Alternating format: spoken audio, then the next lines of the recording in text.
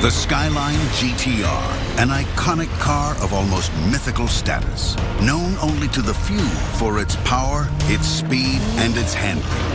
It's a racer disguised as a roadster, burning up the track at over 300 kilometers per hour. It's the ultimate bad boys car. The star of movies, games, and manga comics. Business idol Carlos Ghosn, the charismatic Nissan boss, is determined that the GTR will be born again, better than ever, designed afresh, filled with groundbreaking technology, and sold to the public. But how will the world react to this new muscle car? Can it beat the all-time sports car classic, the Porsche 911 Turbo? And will Ghosn himself even survive the supercar?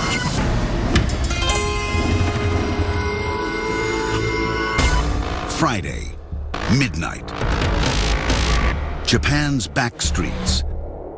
The asphalt belongs to the GTR, the Gran Turismo racer. This is Japan's ultimate muscle car.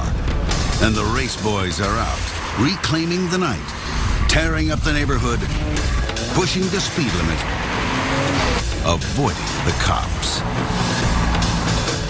There are nights like this wherever there are open roads and GTRs.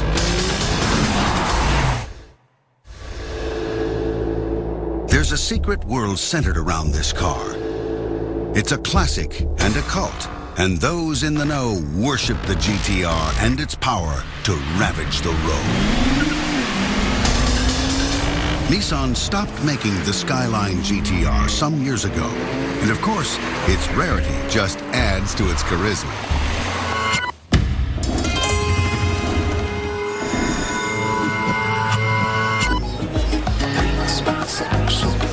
In Japan, Nissan boss Carlos Ghosn is mobbed wherever he goes. It's unusual for a businessman to draw such adulation. But then Ghosn's an unusual kind of businessman. For one thing, he's a foreigner running a Japanese company. And for another, he managed to turn Nissan around, taking it from a loss of over $20 billion to a profit of $2.7 billion. When he arrived in 1999, he slashed 21,000 jobs and closed 5 plants.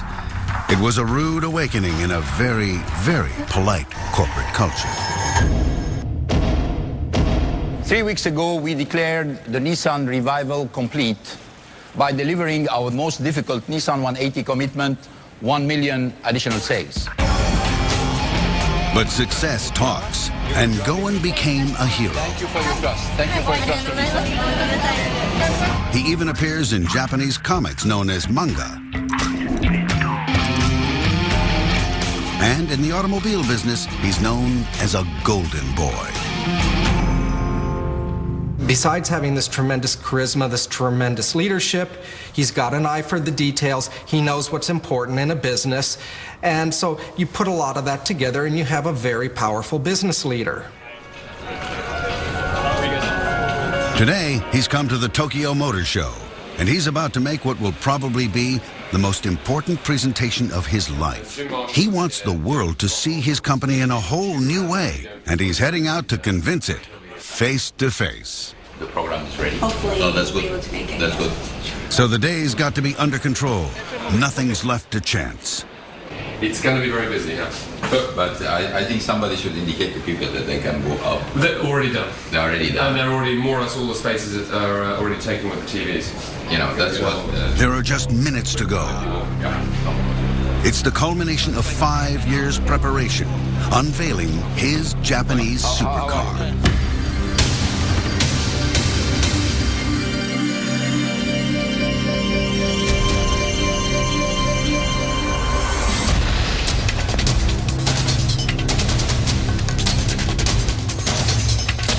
But the GTR story begins much earlier.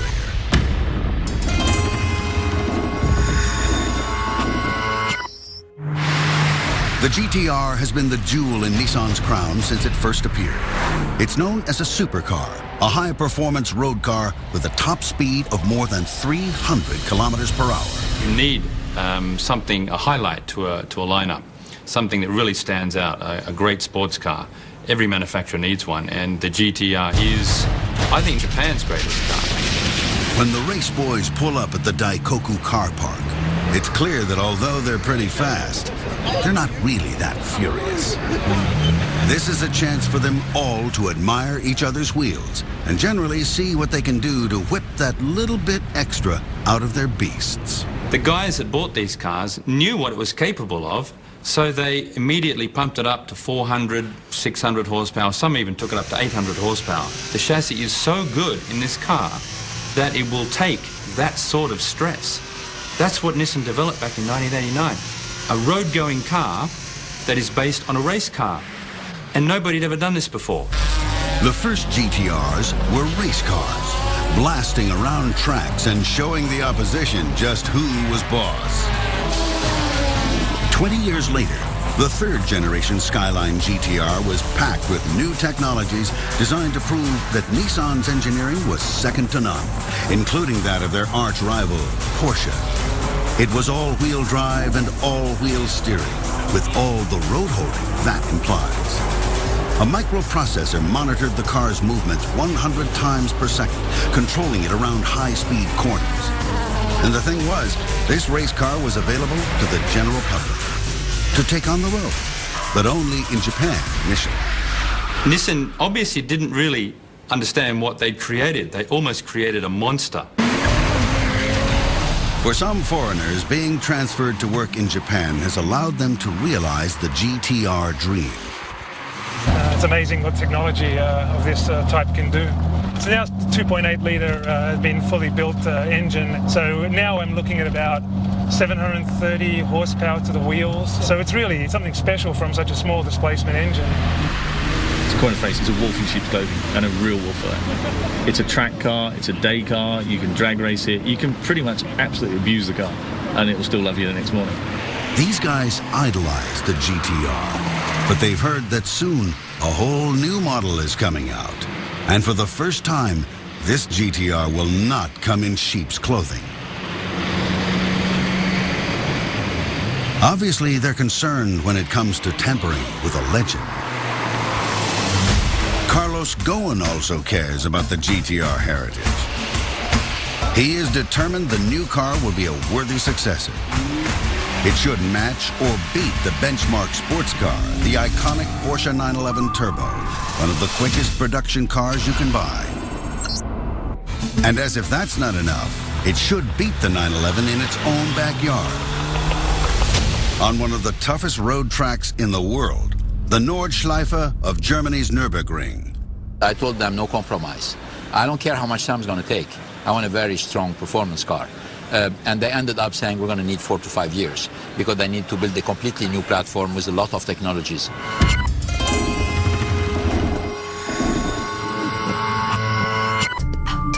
As for its design, well, there, Ghosn only has one stipulation.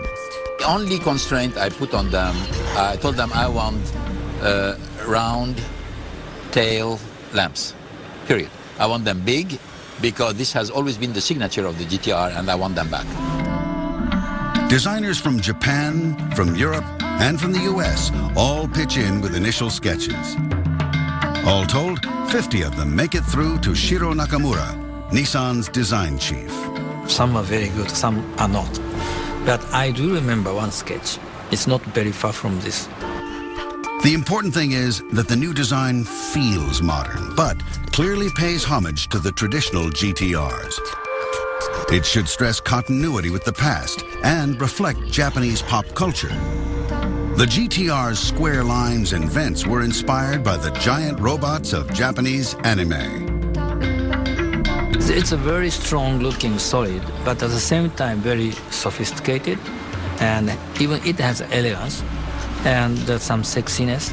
So I think balancing that like very macho, masculine design and elegance of the surfacing lines, I think we made a very good balance of those things. Not everyone on the committee agrees with Nakamura, but the final decision is down to the man who has initiated the project, Carlos Ghosn. Ghosn backs his design chief's recommendation, and the new GTR begins to take shape. But will it be a car that can both keep the GTR devotees happy and put Nissan back on the world map of automotive cool? The GTR is a car with a unique cult following, established mainly in the virtual world of video games and films. It's a car rarely seen outside Japan, but that's about to change because newly imported boss Carlos Ghosn is determined to bring back the GTR, this time as a global supercar.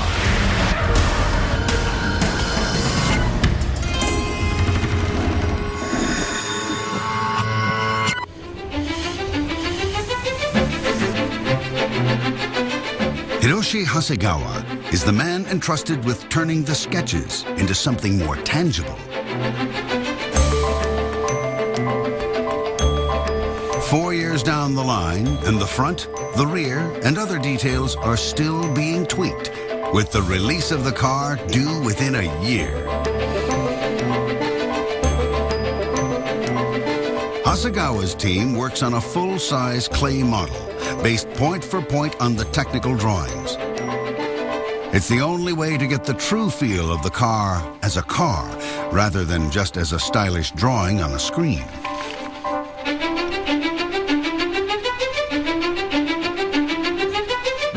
Hasegawa needs to know that every detail is right, inside and out. やはり一つ、GTR が今まで日本でやってきた。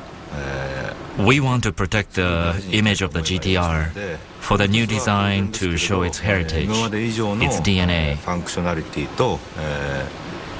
The design also needs to project efficiency and performance as it's branded as a supercar. We want to combine Japanese and modern culture for the GTR to be suitable for its overseas debut. カルチャーというかモダンカルチャーの部分を織り込んでいけたらいいなという思いを伝えて、時代をスタートしました。 It may be the most eagerly awaited car of its generation, so it has to look the part. All Japanese, yet sporty, and it also has to be aerodynamic, holding together at speeds of 300 kilometers per hour.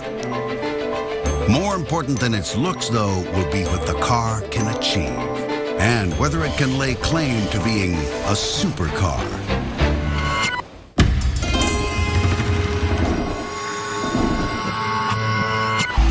The GTR needs to be fast, seriously fast. The challenge? To match or beat the Porsche 911 Turbo at everything. And to do this, it needs a whole new engine. The most powerful production engine Nissan has ever built. Most factories mass-produce these parts.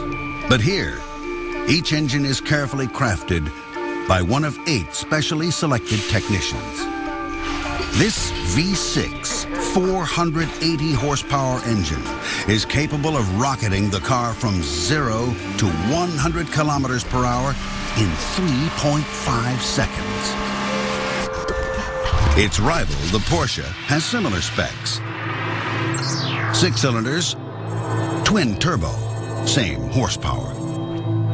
The challenge is to build a car that is not only supercar fast, but has a cheaper price tag and can outhandle its rival. Balance and weight distribution are crucial. The GTR's engine sits behind the front axle, and the gearbox is rear-mounted. 2 lightweight drive shafts distribute the power to 4 wheels, a unique all-wheel drive system which the engineers believe will help produce one of the fastest production cars in the world.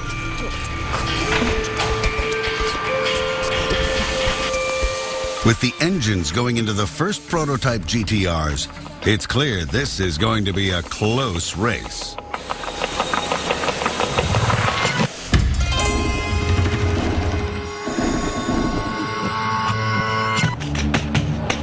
It's a chilly day at the Sendai Highland Raceway, high in the mountains in northern Japan. This secluded racetrack has been chosen for some of the top secret testing of the new Nissan GT-R.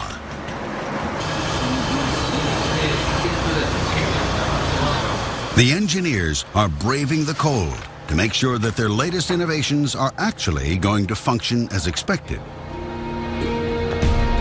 Computer analysis is all well and good, but nothing compares to a test behind the wheel. The prototypes arrive. It's the moment of truth.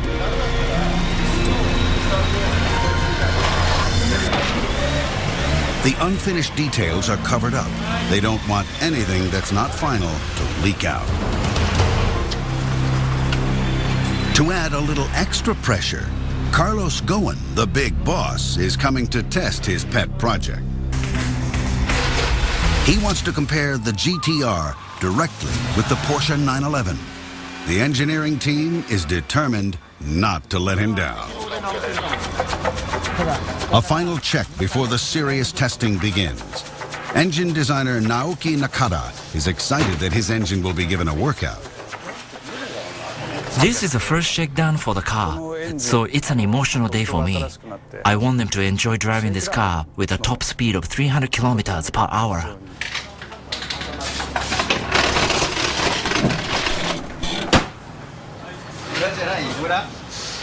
The test driver makes his appearance. He's under instructions from GT-R chief engineer and project leader Kazutoshi Mizuno to give this car a real workout today. Mizuno is the person bringing all this together. The success of the overall project rests on his shoulders. It's not long before the car's out on the track. The engineers can see their hard work is paying off.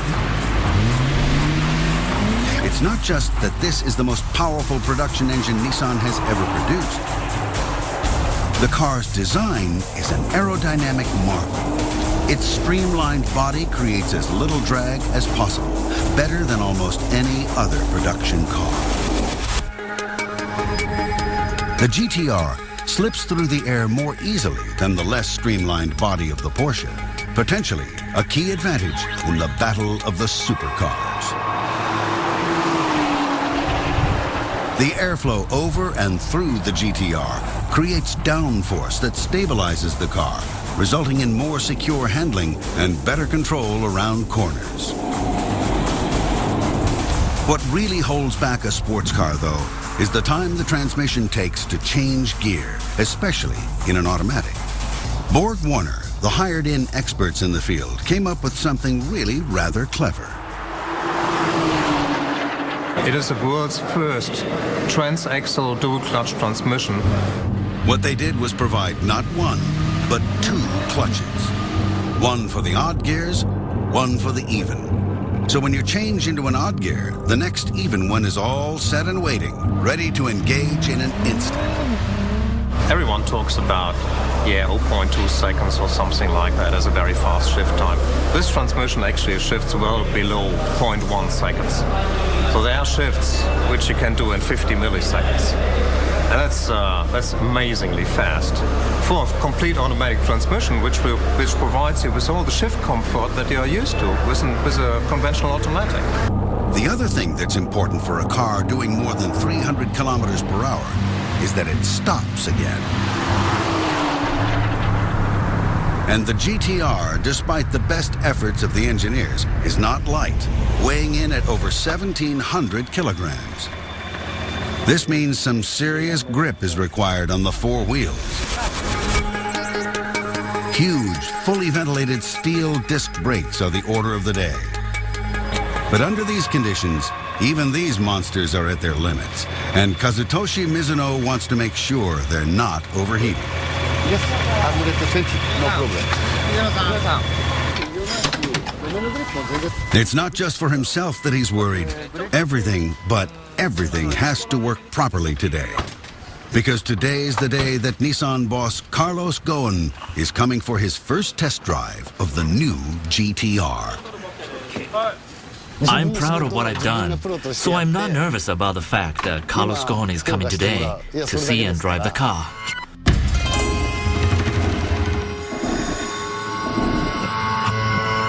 Carlos Ghosn is regarded as a superstar in the automotive industry.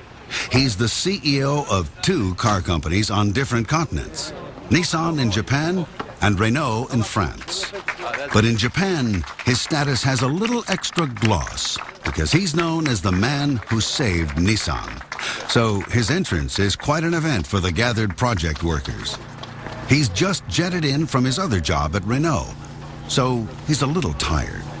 この開発のボスはカルロス・ゴーンさんであり、僕らのなんていうんですかね。Mr. Ghosn is the boss, and he's our parent. This project wouldn't have existed without him. So I want him to see every step of the project, and we want to cross-check if we've achieved everything he wanted us to achieve. 本当に僕らの作ろうとしている車とゴーンさんが描いている完成された姿のとにかくクロスチェックを今日したいと。Time for a quick change and a few laps in the GTR. First, though, a drive in the benchmark car, the Porsche 911 Turbo. No, I prefer to do more laps with the GTR. Okay. So here, maybe 2 laps, and then we do 3 all here. Ghosn's not going to take the wheel himself. This calls for the steady hand of the test driver. I can get it. It's here. There it is. Yeah. The Porsche goes wherever the GTRs go. There's always the opportunity to drive both cars for direct comparison.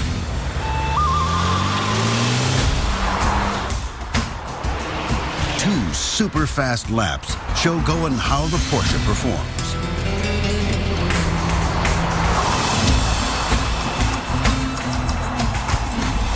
He went at a very, very high speed. It was relatively well balanced and. Now it's the turn of the GTR. Will it live up to all Ghosn's hopes? After the Porsche, it's really going to have to show its mettle. Nissan's chief test driver, Toshio Suzuki, has driven Formula One, and he's got his work cut out. Yeah, thank you. I want him to say that he wants to take this car home with him today.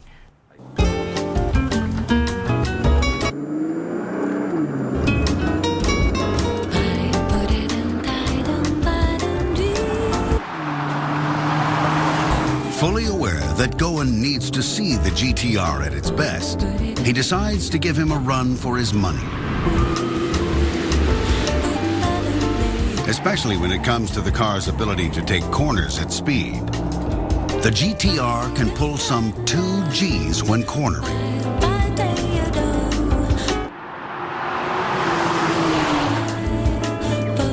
It's not the best thing for someone coming straight off a long-haul flight to be going through. And soon, Ghosn's going a little green at the gills.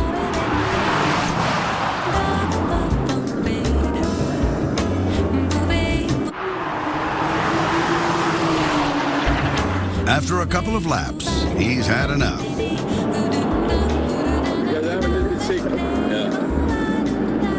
But very nice driving, yeah. You drive it very well because it goes really to the limit and comes back. That's very, very good. That's a great car. I think so far the work you've done is excellent. I'm very glad. I'm very glad to see that. Thank you very much. Yeah, that's terrific driving. He developed the car with you?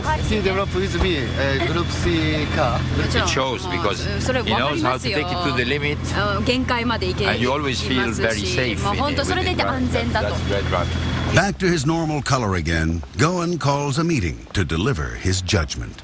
I'm a little bit sorry that being jet lagged after very good driving. ドライビングをしていただいたんですよね。2周やっていただいてもうかなりもう目が回ってしまって。So I had to stop. ですからちょっとそこでやめ。I want to tell you that I'm very pleased with what you have accomplished. 皆さんらしい車になると思います。Congratulate you for the work you've done. 皆さんお祝いを申し上げたいと思います。Because everything I'm seeing now is very, very promising. Just the reaction the team was hoping to hear. But as always with Carlos Ghosn, there's still room for improvement. The hardest part is behind us. We still have some work to do. My opinion is nothing compared to how the fans are gonna, receive the car. I think it will be adopted because it's, that was my reaction.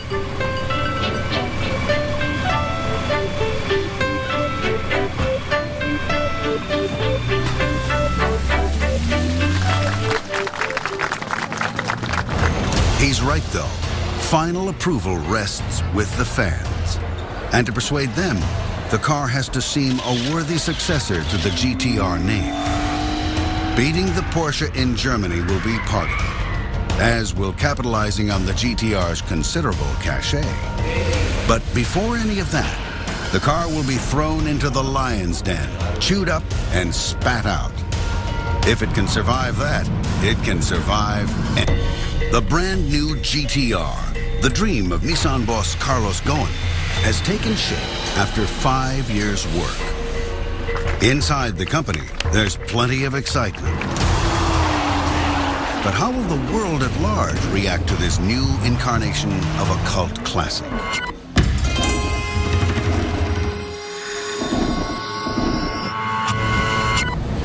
Nissan is a large international corporation, so nothing much can happen without a committee. 4 days after his first test drive, Carlos Ghosn chairs a meeting at company HQ. Okay, good morning. The big guns have all gathered to coordinate the launch of the first GTR to be sold globally. Ghosn is flanked by project manager Katsutoshi Mizuno and by chief creative Shiro Nakamura. Representatives from the key markets, the US, Japan, and Europe are here, and it is a Brit who is running the global PR campaign. It's Simon Sproul's job to drum up excitement for the new GTR. The enthusiasts are the ones that are going to help us create the halo over the rest of the brand. So his first order of business is to identify the car's unique selling proposition, or USP. In PR speak. Now, the interesting thing here is recognizing that Nissan is a mass market brand. We're not exotic or kind of esoteric like Ferrari or Porsche, but we have the technology and the passion to deliver a car that can beat the 911 Turbo. The PR has already been very clever, releasing select tidbits to the eager public, such as the new GTR logo. We didn't even mention the logo. We just put up an image, and yet people found it, and now they've distributed it on the blogs. For all the fans. That's great. The fact that... And in another unique marketing twist, Carlos Ghosn puts a ban on conventional advertising. If I see one TV stop, it's a failure. If I see it in the magazine, it's a failure. One of the curious ways of getting into the public eye, at least in Japan, is going to be a story in manga, that Japanese phenomenon of comics. Ghosn has already featured in manga, but a new comic will feature both him and the new GTR. Though in this world of big business, nothing is left to chance. Who is controlling the manga story? It's through communication. The content. Through communication. You have somebody in communication really working with them. Members of my team working and you are supervising it. Yes. I mean, you know what is the story which is being built, because we don't want a story which is completely disconnected from. Okay. Well, as we discussed with them previously, it's going to be a kind of human interest story wrapped around the GTR. Well, there is always romance. If not, you will not sell it. But we need also to talk about the GTR and the facts that happen around the GTR. I understand. I mean, I don't care about the romance. I care about the GTR. But the romance, they will select whatever romance they want. You know, it's okay. Okay. Internationally, Nissan has an ace in its hand through one of the most successful tie-ins in the gaming world. The GTR has been a staple of the Gran Turismo games on the PlayStation platform for years. But the new version of the game is going to have the new GTR as its icon. A lot of exciting work going on with Sony PlayStation. Gran Turismo 5, we've decided that's the premium video game. And so that will be the first place where the GTR appears. And at the very moment the new car is presented at the Tokyo Motor Show, the virtual gaming version will be released online.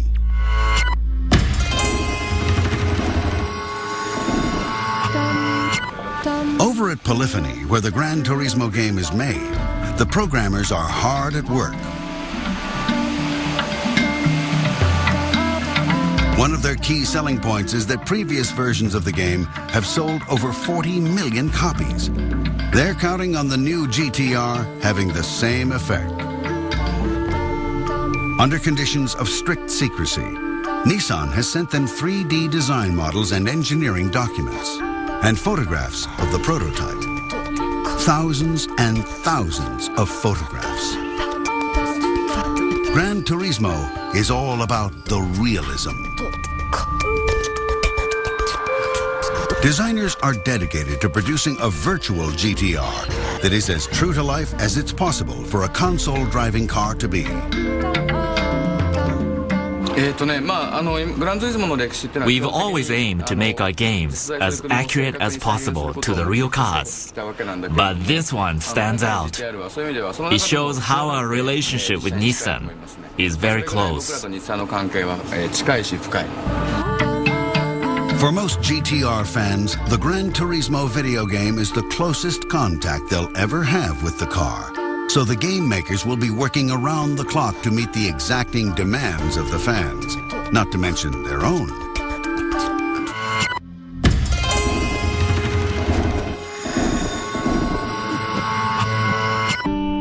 Springtime in Germany, a time of renewal and rebirth, a time of optimism and peace, which is about to be shattered by the GTR. Nürburgring is home to what enthusiasts reckon is one of the hardest racetracks in the world. It's become a kind of default racing benchmark. An earlier generation of GTRs set a fastest lap time for a production car here 10 years ago. But today's not about lap times and speed. Today's about making an impression on foreign turf. The Porsche's home territory, the epicenter of Teutonic automotive perfection. And it's well known that in Germany, they like things to be clean. And here they are, the pickiest members of the public. The seen it all before, the motoring journalists. It's still quite early in the car's development. There's 6 months to go until the car is officially launched. It's unusual to show a car that's not quite finished yet. But this is all part of the campaign to build excitement for the new GTR. And maybe face up to some tough criticism from the hard men of motoring. Before they're even allowed anywhere near the car itself, it's lecture time with Kazutoshi Mizuno. Images have leaked into the public domain. Now he reveals to them for the first time what the new GTR is all about. He tells them about the engine, the body, build materials, carbon injection material. This is a faster with the valves. Brakes. So it's very important, high performance cars. Computer controls. And this screen from eyes, same eye. 90 minutes later, the journalists know more than they ever thought they wanted to know about the new GTR. Not that it does them much good. The news is embargoed until the car is launched 6 months down the road. Finally, the journalists are allowed into the garage to meet the GTR face to face. They don't seem to be very impressed. But Nissan Executive Vice President Carlos Tavares is very positive about this exercise. I don't think it's really a risk. I think it's just a way to share passion for cars with passionate people, because I believe those experts, despite the fact that they drive a lot of different cars, are also passionate people. This kind of event is very unusual because they've allowed us to see the car at a relatively early stage in the development. So, you know, although we've known that the car's been coming for a long time and seen teaser pictures of concepts and stuff, it's quite a privilege, I think, to be here and have so much access to the car in different conditions and all the engineers here. It's a real buzz. But the proof is not in the engineering, and it's not in the looks. It's in the drive. And these guys who have been behind the wheel of pretty much every car on the market are going to get to take the new toy out for a drive. First, they can go for a spin on the public roads. And to encourage them to compare it to the arch-rival Porsche, a 911 has been provided for them to take out too. The 911 is a benchmark for everybody. The 911 Turbo, frankly, I was surprised that the GTR was able to run with it going as quickly as it did. And the reaction is everything the Japanese have hoped for. It was going to be pretty fast. That became apparent when we did a little back-to-back running this afternoon to terrorizing the countryside. Boy, it's hard to pick between them.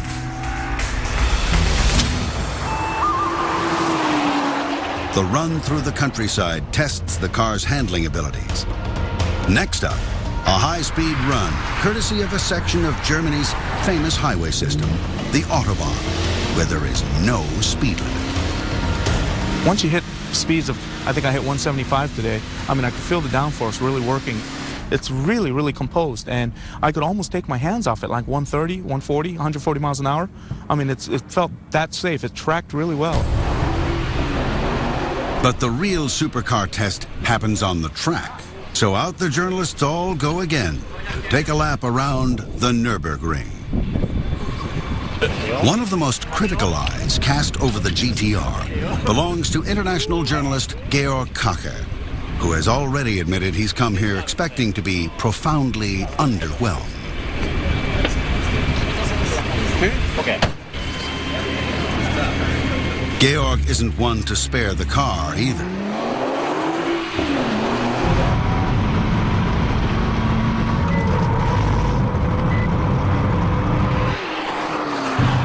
Typically, all-wheel drive cars are boring because of the torque split. They're very safe. And very safe means understeer, roll. Almost despite himself, Georg begins to be impressed by the car. This one is a car that's both safe and quick. It's really a vehicle like a Porsche or like a Ferrari, which has racing genes in it. And the conclusion? There's only a couple of things. I mean, it's very heavy. I am too, so I halfway pardon it for that.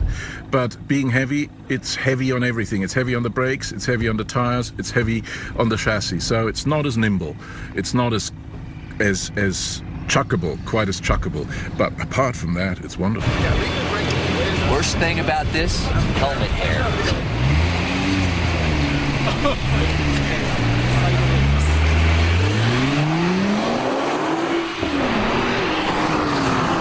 Goes. I kind of go, wow, this reminds me of me playing my PlayStation 2 with the Gran Turismo 4.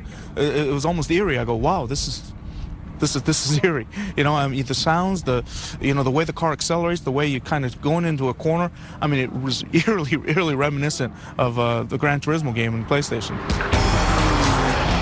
Words that would really please the creators of Gran Turismo.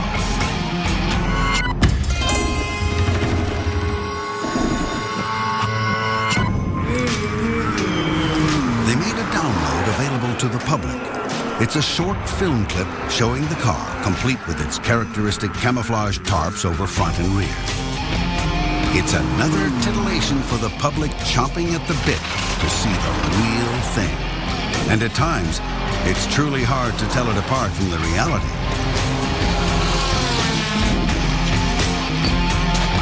But it's not all been plain sailing. There were two challenges. The technical requirements to create PS3 game software were demanding. And since the GTR is such an important car for Nissan, a few things including its final look were not decided on until very late in the project.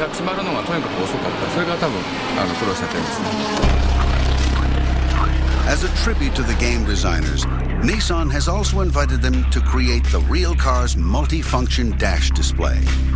Nissan felt they couldn't improve on the logic and clarity of the game maker's interface. This car was born in Japan. I guess GTR's high technology and its Japanese-ness match the image of our games. Hidden from view, the game car awaits its release, simultaneously with the real car. And the big date? The Tokyo Motor Show looms. The final showdown with the Porsche 911 will soon take place, and then the public will deliver its verdict. Carlos Ghosn, the savior of Nissan, has demanded nothing but the best for the company's new signature supercar, the revamped GTR. It's taxed the technicians and it's impressed the journalists. Now it's time to release it into the world. And the technicians at Polyphony are poised to release the virtual Gran Turismo GTR simultaneously with the real car.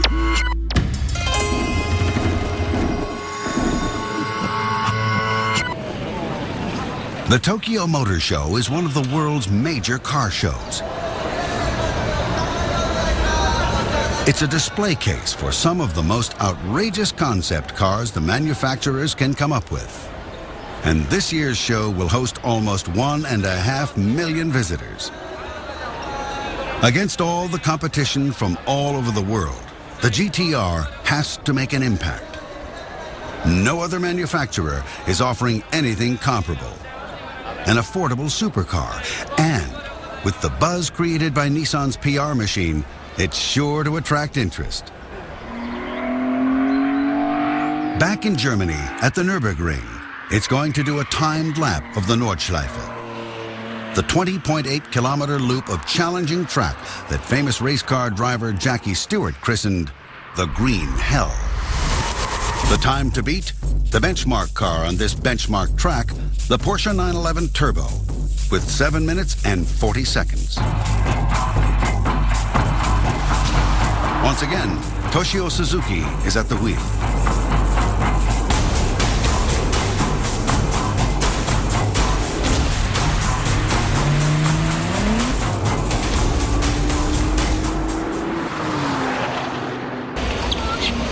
Carlos Ghosn is on a tight schedule. We have 10 minutes, 15 minutes. Okay. No last-minute nerves for the man about to introduce a Japanese supercar. So it's 5 years of intense work, a lot of obstacles, problems. Being able to show it to people who are passionate about this kind of products is particularly exciting. And that moment is about to arrive. At the Nissan stand, the GTR's attack on the Porsche's Nürburgring lap is gripping the audience.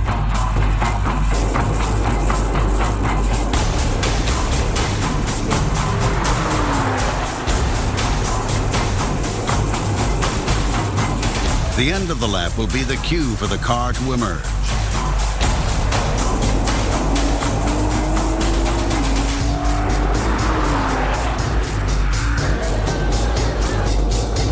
The GTR flies across the line at the Nürburgring in Germany. And the time? The Porsche has been beaten by more than a second. It's a moment of vindication for Ghosn. He brings the car out at its moment of triumph, revealed for the first time to the public in the real world and the virtual world. And the reception is nothing short of rapturous. A Japanese icon has been revealed. What you see is Nissan's ultimate physical expression, the all-new Nissan GTR.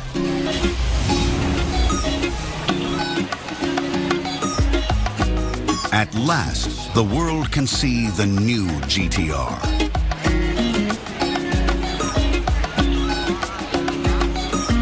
A combination of Japanese technology and style. Carlos Ghosn's automotive dream has been made real. We've been working on this car for 5 years. We put a lot of technology, a lot of hard efforts. The fact of seeing, a big crowd coming and really, supporting us, very rewarding.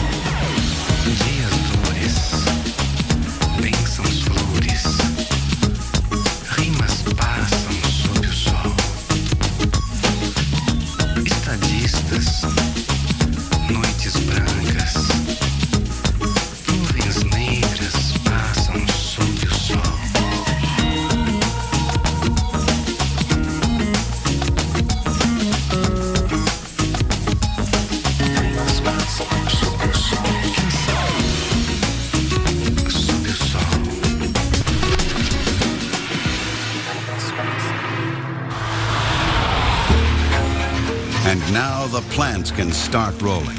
The production GTR can be built, bought, and put on the road. But only in Japan to start with, followed by the United States, then Britain and Europe, and finally other markets.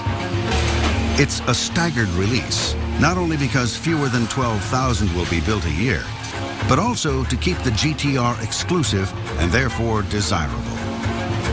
But whether this car will realize Carlos Ghosn's ambitions remains to be seen.